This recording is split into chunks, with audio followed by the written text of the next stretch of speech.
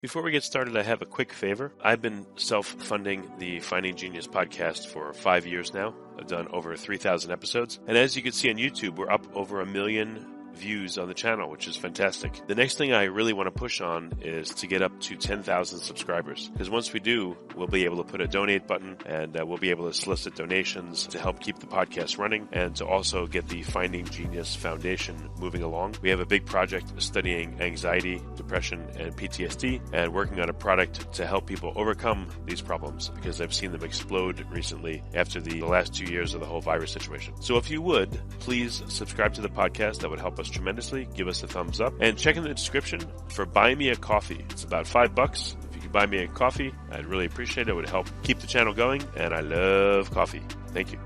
Forget frequently asked questions. Common sense, common knowledge, or Google. How about advice from a real genius? 95% of people in any profession are good enough to be qualified and licensed. 5% go above and beyond. They become very good at what they do, but only 0.1% are real geniuses. Richard Jacobs has made it his life's mission to find them for you. He hunts down and interviews geniuses in every field: sleep science, cancer, stem cells, ketogenic diets, and more. Here come the geniuses. This is the Finding Genius Podcast with Richard Jacobs. Hello, this is Richard Jacobs with the Finding Genius Podcast. My guest today is Paul Garner. He's a full-time researcher and lecturer for the Biblical Creation Trust. We're going to talk about the Coconino Sandstone and the flood, Noah's flood, radioisotope data, etc. So it's going to be a lot of geological data and underpinning for young Earth, possibly versus old Earth creationism. So welcome, Paul. Thank you for coming. Oh, well, it's great to be with you, Rich. Yeah.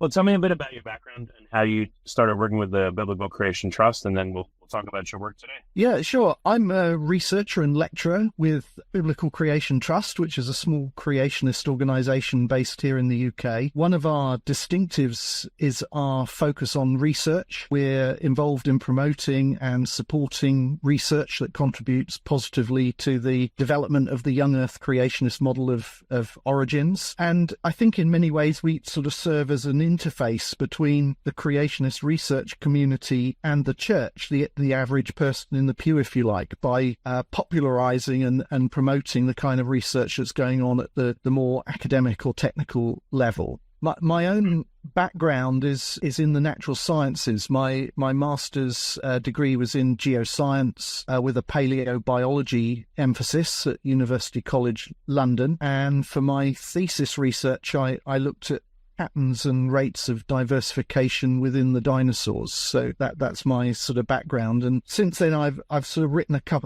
a couple of books. The New Creationism, which came out in 2009, published by Evangelical Press, and I'm also the author of Fossils and the Flood, which was published in 2021. Well, let's focus in on the flood and the fossils. Can we see from the fossil record, the stages of the flood and what was laid down first and why, and what was laid down last, etc.? Why do secular geologists say, like, oh, you have the Cambrian layer, you have this layer, and this one's millions of years before that one, etc.? Like, what, how did they determine the age based on the placement of fossils? And then from a creationist perspective, how is it different? Sure. There's definitely a consistent order to the fossil record. So maybe it would sort of help just to explain what that order looks like. So the main fossil-bearing portion of the rock record has three major subdivisions. We call them the Paleozoic, the Mesozoic, and the Cenozoic. The Paleozoic is the oldest, and in those rocks we find fossils of lots of marine invertebrates, things like brachiopods and trilobites and so on. We also find many different types of fishes. Towards the top of the Paleozoic, there are some amphibians and reptiles and some more sort of terrestrial type animals. And then in the Mesozoic, that's the portion of the fossil record where we find dinosaur fossils, along with a whole load of other reptiles, mosasaurs, ichthyosaurs in the sort of marine Mesozoic, along with invertebrates like ammonites, and then you've got pterosaurs that, were flying reptiles. And then in the Cenozoic, which is the uppermost part of that portion of the record, we get many more modern groups, more familiar groups, groups of modern birds and mammals and so on. So we've got that sort of major subdivision. The Cambrian, which you mentioned, is right at the base of the Paleozoic. So that's kind of the first system in the Paleozoic. So there is a consistent order. It's simply really a matter of geometry. You can go out into the field and you can look at which rock layers sit on top of other rock layers, and you can sort of puzzle out the sequence. You can correlate rock layers between different areas, between different regions. So we know there's a consistent series of rock layers with a consistent sequence of fossils. The question really is what does that sequence mean? And that's where creationists and evolutionists differ. So evolutionists think that these rock layers were formed over a very long time span, over hundreds of millions of years. So the Cambrian is dated to about 540 million years ago in the conventional model. And so they see the fossils in these rock layers as representing the life forms that were sort of evolving at that particular time in Earth history when those rocks were being deposited. From a creationist perspective, we see these rocks as having formed over much shorter periods of time. Much of that fossil-bearing sequence of rock layers we think was formed during the flood. And so we would see these different geological layers with their particular characteristic sets of fossils as representing different ecosystems that were present in the pre-flood world, which were then successively inundated and buried during the flood. So they were animals that were certainly in the Paleozoic and Mesozoic. They were animals that were living in the pre-flood world and were overwhelmed during the catastrophe. And then in the Cenozoic, I suspect that the Cenozoic is basically post-flood. So what we're seeing, I think, in the Cenozoic rock layers is the recovery of the world and the repopulation of the world, with the animals coming from the Ark and sort of repopulating the world as it recovered after the flood. One question I've heard is, why are there no human fossils? If you look at the whole fossil record associated with the flood, and let's say you assign percentages to the types of stuff that is found, are there any human remains? And what are the predominant remains that are found? We'll get into that now. Well, we do have human fossils, but they're all found right at the top of the Cenozoic. So in those very sort of youngest sediments, and they're found in particular contexts. So they're found in things like cave sediments or superficial lake sediments and things like that. So we do have some human fossils, but they appear to be in those post-flood sediments. So we don't have any human fossils in the rocks that most creationists would attribute to the flood. And so obviously, the question that gets asked is why is that? Why are the humans missing? I think we can look at that as a kind of broader question, really, because if we're right that the end of the flood is, as I think it is, somewhere around the end of the Mesozoic, which is about where the dinosaurs sort of disappear from the fossil record, not only do we not have human fossils in the flood layers, but we also don't really have many mammals. Certainly, most of the modern groups of mammals are missing. Most of the birds are missing. Most of the flowering plants are missing. So we have a whole assemblage of creatures that we have in the present world that seem to be absent from those flood layers. And when you look at that, birds, mammals, flowering plants, humans, that looks like a coherent ecosystem or biome. So I suspect that for some reason, and we're not entirely sure why, during the flood, that whole biome, that whole ecosystem that was dominated by the humans living alongside mammals and birds and so on, that whole biome was preferentially destroyed. It wasn't preserved in the flood rocks like some of the other biomes. And I think we can speculate about why that might have been the case. It could have been that particular biome was located perhaps near one of the fountains of the Great Deep that Genesis chapter 7 and verse 11 tells us broke up at the beginning of the flood. So maybe they were sort of sitting on top of one of those fountains and got destroyed. Maybe even something really crazy happened, like, the piece of crust that these humans were living on gets kind of sucked down a subduction zone during catastrophic plate tectonics. Maybe something really wild like that happened. But for whatever reason, and that's all a bit speculative, we do seem to have this entire sort of missing biome. And I think... What do we have and why? Like, what did make it into fossilized form and why, when you look at it? Yeah, so what did make it into the fossil record during the flood is basically the animals and plants that we find in those Paleozoic and Mesozoic rock layers. So we have, in the Paleozoic, it's predominantly marine. Even some of the stuff towards the top of the Paleozoic that looks a bit more terrestrial may actually have been part of a floating forest ecosystem that was actually floating over the ocean. So most of the Paleozoic is marine. So we have essentially the marine realm of the pre-flood world preserved. And then I think we have the dinosaur and reptile-dominated biomes that were on the land. Those are in the Mesozoic rocks, and those are the ecosystems that basically are preserved in the flood rocks. Okay, are there any marine biomes that appear to be missing, in the fossil record? Was there so same thing with creatures on land. Was there a sudden appearance of different marine life forms after the flood? Or is that more consistent than the land-based life forms? There is a change in the marine faunas that we find as we go up through the fossil record. So if you look at the Paleozoic, those marine faunas are quite different from modern faunas. So we don't have any trilobites today. They were dominated by brachiopods, whereas today brachiopods are, a relatively small proportion of the marine invertebrates. We have bivalve-dominated marine sort of ecosystems today. So yeah, there's definitely a change, and I think that reflects different types of marine environment that were present in the pre-flood world. Some of them radically different from ecosystems that are around today. Many of the ecosystems that I think were present in the pre-flood world never really recovered after the flood. They were destroyed during the flood and never really got going again after the flood. And so what we have today are kind of remnants of ecosystems that were once much more extensive and much more diverse.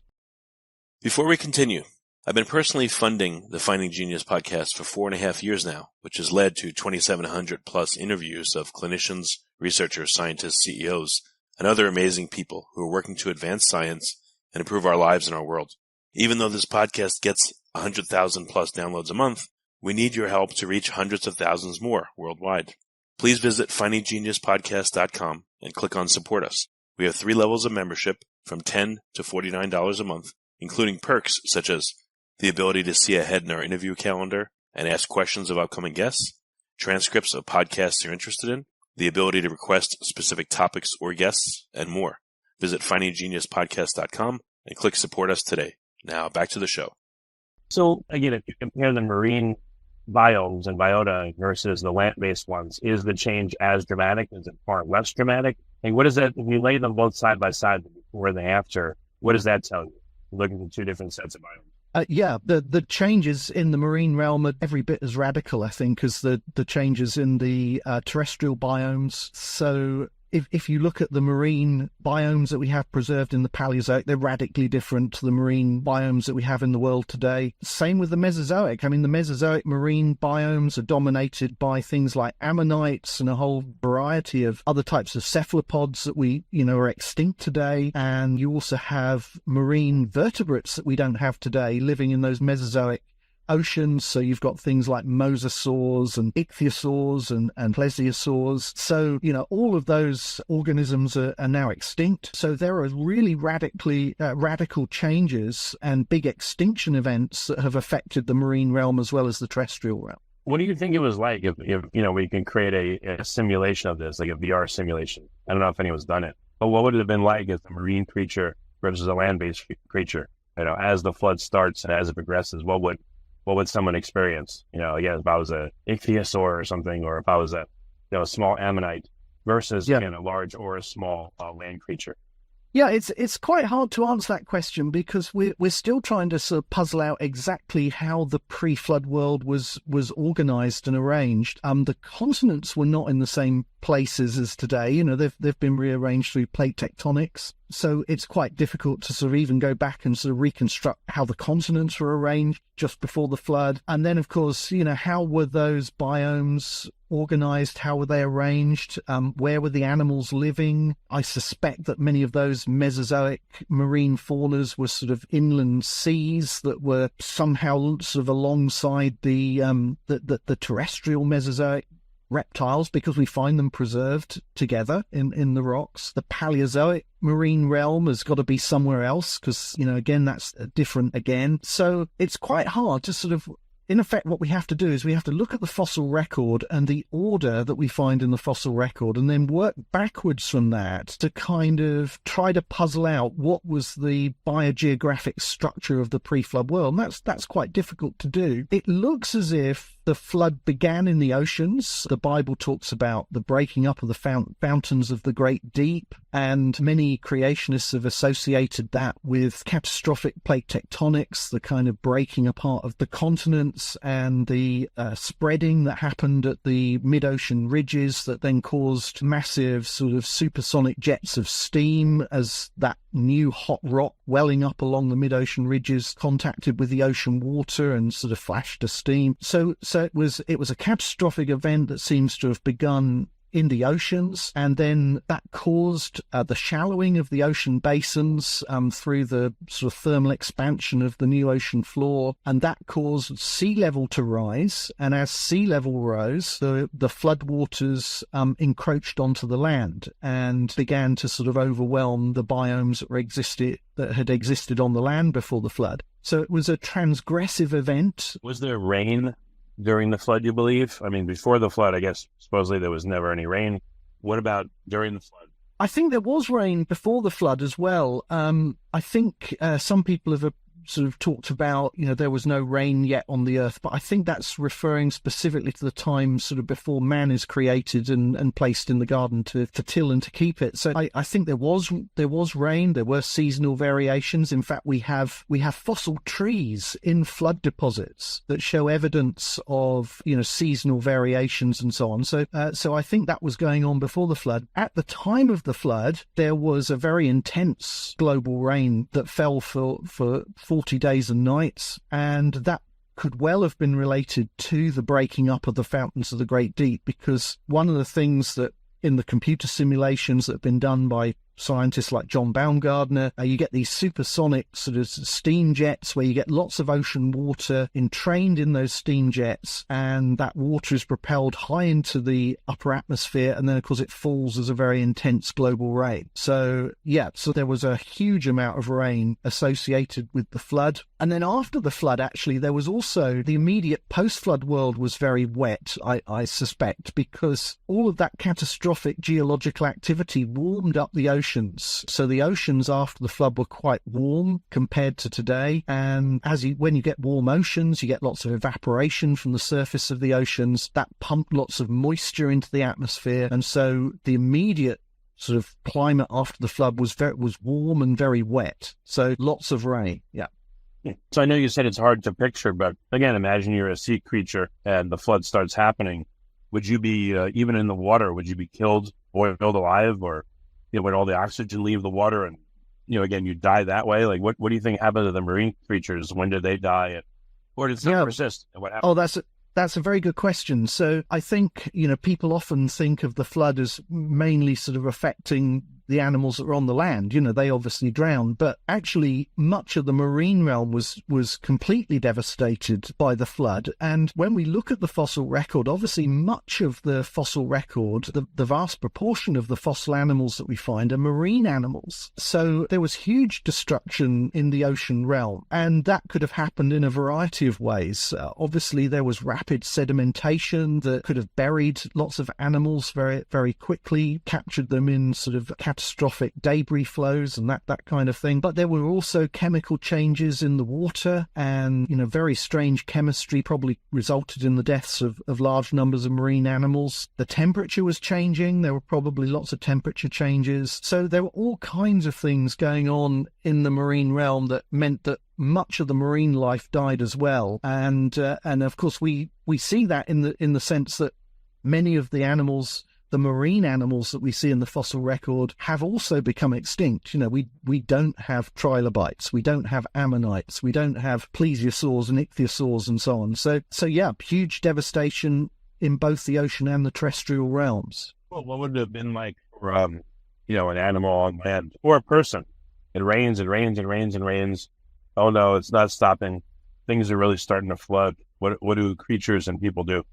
Again, it's a very good question. I think we're sort of having to go into the realm of speculation here. I think immediately there would have been devastation on the land, even before the floodwaters actually encroached and reached the point where you were. If the continents are breaking apart, as we think that they did at the time of the flood, you would get massive earthquakes that would be devastating the continents. You would have huge amounts of rain. You'd have sediments being washed down into lowland areas, and you would have all kinds of geological activity going on, even before the point at which the floodwaters actually rise and reach your location. So I suspect lots of animals died, even before the floodwaters got to the place where they were living. And then, of course, we see lots of evidence in the Mesozoic rocks, which I think represent some terrestrial ecosystems dominated by dinosaurs and other reptiles. We see lots of evidence in those rocks of catastrophic volcanic activity, huge earthquakes. We see evidence of catastrophic underwater flows that have picked up entire herds of dinosaurs and sort of buried them catastrophically in fossil graveyards. So yeah, it was an incredibly devastating event, I think beyond anything almost that we can imagine. Are there certain sea creatures that would be very robust compared to other ones, and you'd expect to find them in the fossil record? And are there ones that were so delicate that you unexpectedly find them, but you normally wouldn't expect to find them? That's a good question. I suspect some of the organisms that probably thrived in the floodwaters, at least at certain times, might have been some of the microorganisms. When you look in the fossil record, we find that there are large quantities of sediments like limestones and other carbonates and chalk and things like this, which are largely composed probably of organically produced carbonate material, much of it produced by sort of microorganisms. So the chalk, for example, is largely composed of the fossil shells of these tiny sort of planktonic algae called coccoliths. They build little calcium carbonate shells, and they sort of secrete those shells, shed those shells, and they accumulate to form chalk. And vast quantities, billions and billions of these organisms are required to produce the thick beds of chalk that we have. I suspect what was happening there is that during the flood, the conditions in the water column were just right for some of these tiny organisms to just bloom and proliferate. And so they literally sort of would have turned the water milky white and just formed these incredible sort of global planktonic blooms that then were deposited to form the chalks and the limestones and other organisms maybe forming black shales. And so I think it was devastating for a lot of organisms, but for things like some of the microorganisms, maybe they kind of thrived in the water, and that's why we have some of these very unique rock types in the rock record. What in the fossil record or in what we see today doesn't make sense, or does it all make sense? The more you consider it, like what outstanding features or elements or presence or absence of fossils or things like that really puzzles you and other people that are studying this?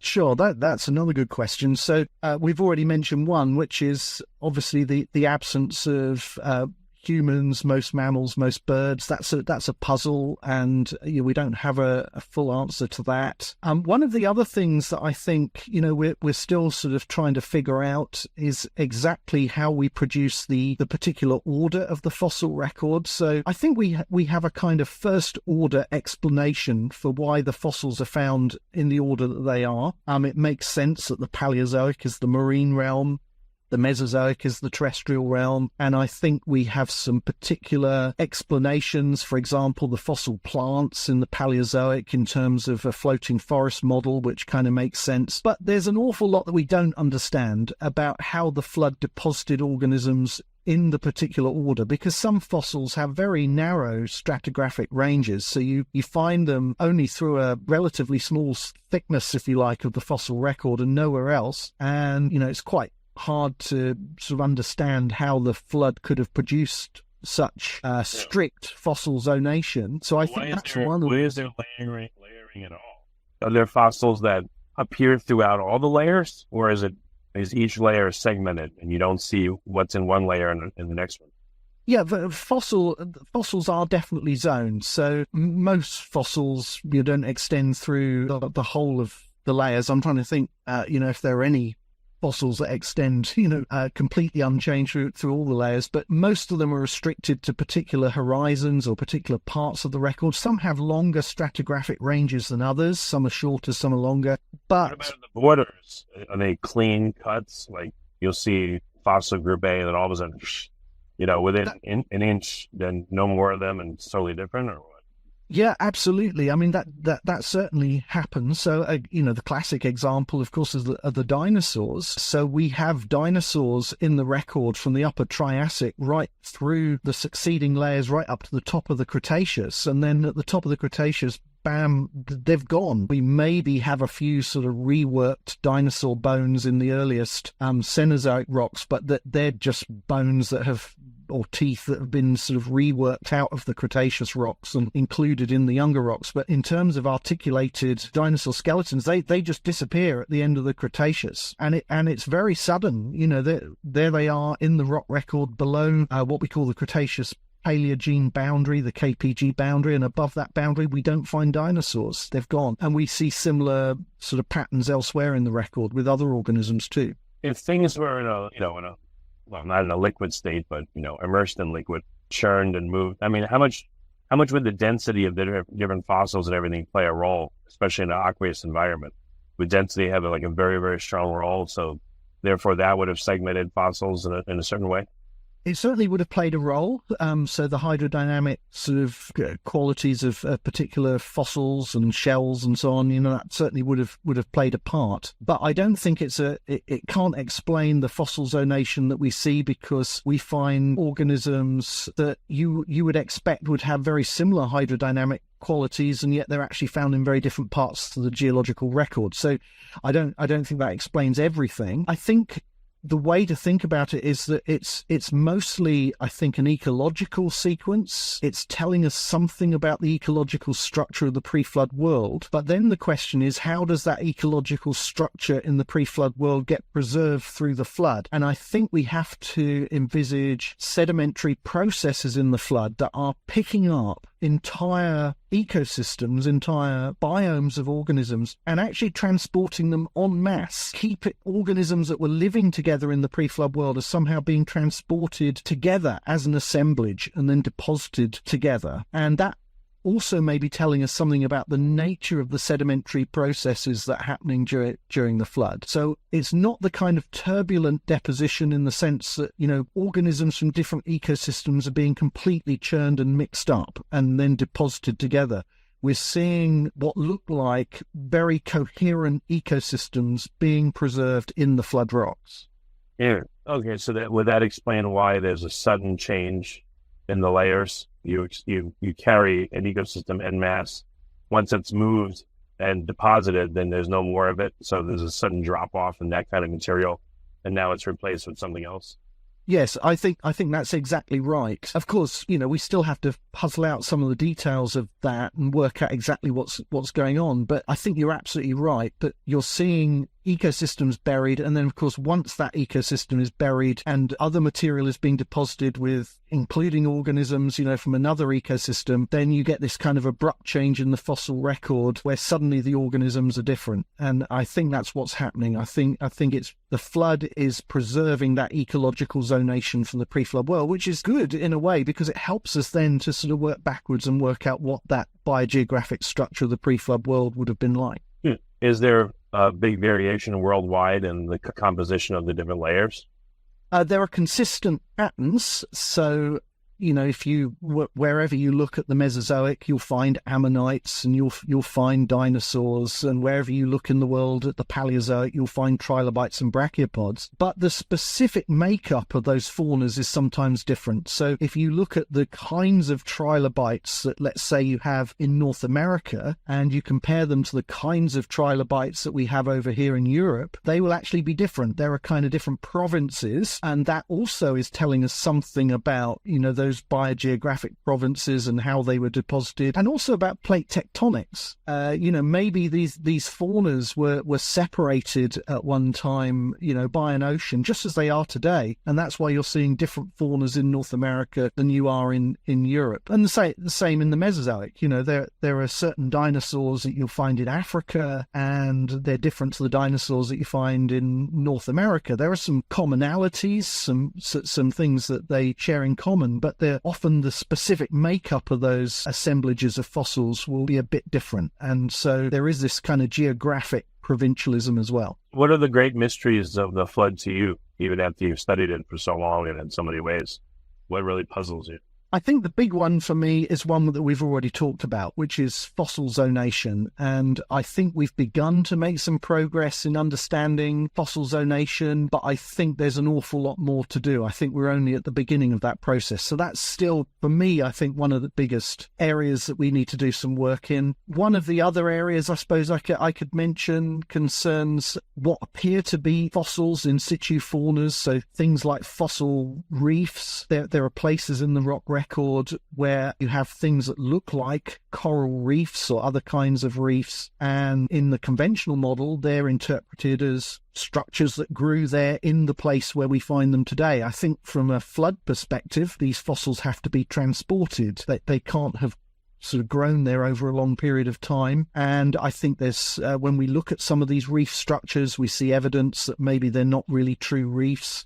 But again, that's I'm talking in generalities there, and there's an awful lot of work to be done to look at specific examples and try to puzzle out what's going on there. But yeah, those are two big ones, fossil zonation and in situ structures in the fossil record. Again, what about the absence of any human fossils? Why do you think that is? Yeah, again, that's a puzzle. I suspect, and this is only my sort of wild speculation, is that probably the continent, the microcontinent, whatever it was, where the humans were living, actually got taken down a subduction zone and completely destroyed in the interior of the Earth. I suspect that could be what happened, but that's my speculation, and I'm not sure how I can test it, how I can actually, make that into a kind of working model that could be amenable to scientific testing. But I think something quite radical has got to have happened so that biome isn't preserved. Well, what about if you compare the pattern and distribution and relative frequency of marine animals in the fossil record in various layers versus land animals? You lay those two side by side, what differences do you see, and what does that tell you? I know I've kind of asked this before, but maybe in a slightly different way. Unpack that for me a bit. I'm not quite sure. Well, if you look at another question. Yeah, if you look at the marine animal distribution and prevalence of the different animals and all that in the fossil record, in the flood times, that has a certain patterning, like you said. Yeah. But if you compare that to the patterning of what land animals look like in the fossil record, same time, how different is that? And if so, if there is a big difference, what does that tell you? We see fossil zonation in both. We see it in both the marine animals and in the terrestrial animals. So that's similar. We see big changes between the Paleozoic faunas and the Mesozoic faunas in both the marine and the terrestrial realms. So in many ways, that's kind of similar. I suspect, when you look, for example, in the Mesozoic, you have marine ecosystems that are dominated by reptiles like mosasaurs and ichthyosaurs and ammonites. And you find those in the same rock layers, in the same age rock layers as you find dinosaurs. So I think those marine and terrestrial faunas have got to be connected in some way. They're probably adjacent to one another in some sense in the pre-flood world. So there is a connection, I think, between what we see in the terrestrial fossil record and what we see in the marine fossil record. There's a direct connection, because where you find terrestrial deposits of Mesozoic age, you get dinosaurs. Where you find marine deposits of Mesozoic age, you get ammonites. You never find trilobites, for example. So there's got to be an ecological connection, I think, between those types of deposits. Can you tell how far something has traveled, when it finally went to its final home, and it fossilized? Is there any way to tell?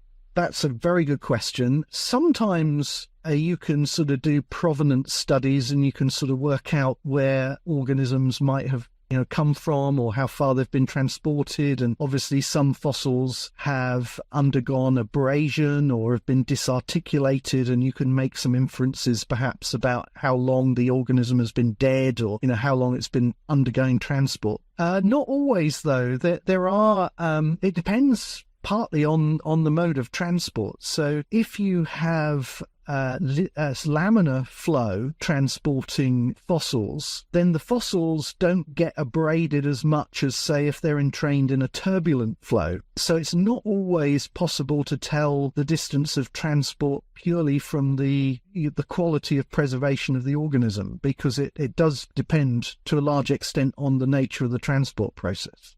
Well, how do you establish provenance of fossils? What techniques are there? One way might be to look at paleocurrent indicators in the sediments that the fossils are contained in. So you might find cross-bedding or ripple marks or something like that can tell you which direction the sediments were being transported in. And so you can sort of work backwards, and you can say, well, these fossils were probably transported from this direction or this location, because paleocurrent indicators tell us where the sediment containing those fossils has come from. So there are some kind of sort of clues that you get in the sediments that you can use to work out those kinds of things. Okay. What major areas need to be figured out now about the flood? Like, what are some major things that need to be, again, figured out in order to corroborate the flood or disprove it? Well, I think we have a flood model that I think gives us sort of the big picture. We have this model of catastrophic plate tectonics that I think gives us a mechanism for the flood. It helps to explain physically what was going on at the time of the flood. We have some theories about how we can reconstruct pre-flood environments. We have lots of case studies of particular rock units, and one of them is the Coconino sandstone, which was one that I sort of worked on. And so we have some ideas about how the Coconino was deposited. So we have a kind of big picture, and we have some more detailed sort of case studies, but there's such an enormous amount that we still don't know, that still needs to be done. And we've already touched on lots of those things, figuring out fossil zonation and figuring out exactly, how particular rock units were deposited. There's just so much that could be done. And as a community, we're relatively small in number. The Young Earth Creationist community is quite small. And then among those, the ones who are actually actively involved in geological and paleontological research, we're relatively small. And I'd love to see more students getting involved and getting trained in relevant disciplines so that they can contribute, because there's really no shortage of research projects that students could be working on. So lots and lots of unanswered questions and lots of really exciting things that could still be investigated. Excellent. Well, Paul, what's the best place for people to find out more about your work? Where can they go? They can visit our website. Biblical Creation Trust is at biblicalcreationtrust.org. I'm also co-host of a regular fortnightly podcast with Dr. Todd Wood, who's a biologist, called Let's Talk Creation, and they can find that on YouTube or go to the Let's Talk Creation website at letstalkcreation.org. So those are probably the best places to find me. And if people want to read more about all of these subjects, they can pick up a copy of my book, The New Creationism, or the new book, Fossils and the Flood, and dig into these subjects in more detail. Excellent. Paul, thank you so much for the great call and for coming on the podcast. It's been a really good time. I appreciate it. Okay. Thanks very much for your time, Rich. If you like this podcast, please click the link in the description to subscribe and review us on iTunes. You've been listening to the Finding Genius podcast with Richard Jacobs. If you like what you hear, be sure to review and subscribe to the Finding Genius podcast on iTunes or wherever you listen to podcasts. And want to be smarter than everybody else? Become a premium member at findinggeniuspodcast.com. This podcast is for information only. No advice of any kind is being given. Any action you take or don't take as a result of listening is your sole responsibility. Consult professionals when advice is needed.